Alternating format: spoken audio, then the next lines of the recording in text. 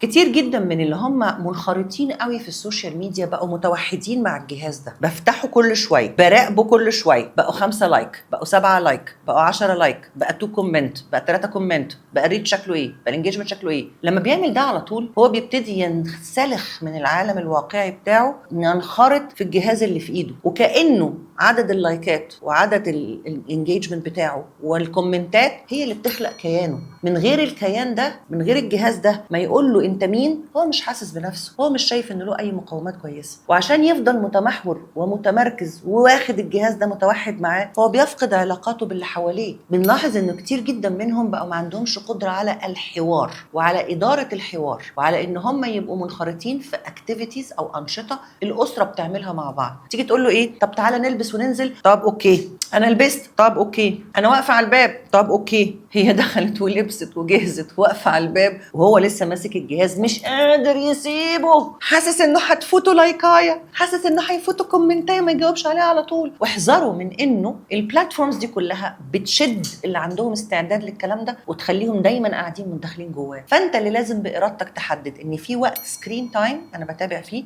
وفي وقت انا لازم اكون فيه بنخرط مع الانشطه الحياتيه اليوميه، باخد ودي مع الناس فيس تو فيس. الناس اللي طول النهار قاعده ورا السكرينز بتتحاور مع اخرين او بتبدي اعجابها او بتستنى اعجابهم، مع الوقت بيفقدوا القدره على انهم يلقطوا بعينيهم تعبيرات وش اللي قدامه تعني ايه، او انه الموقف الاجتماعي اللي حصل ده مفروض معناه ايه وانا مفروض اتصرف ازاي. فتلاقي في موقف ما واقف، هو مش ندل يا جماعه، بس هو مش عارف هو المفروض يعمل ايه، لان الموقف ده موقف حياتي، موقف بيحصل قدامه على الطبيعه، ما هوش موقف على السكرين. على السكرين عنده بدل الحاجة 10 يقولها ويعملها، اعمل كذا وسوي كذا والحق كذا وتصرف بالشكل الفلاني. لما اتحط في الموقف نفسه فلاش تو فلاش، حياه كده مع بعضينا، تلاقيه وقف. تيجي تقول له كلمه سخيفه يقول لك طيب، تيجي تقول له كلمه حلوه طيب. دي احنا عندنا بنقول عليها ان انا ابتديت افقد القدره على تمييز الايماءات الاجتماعيه.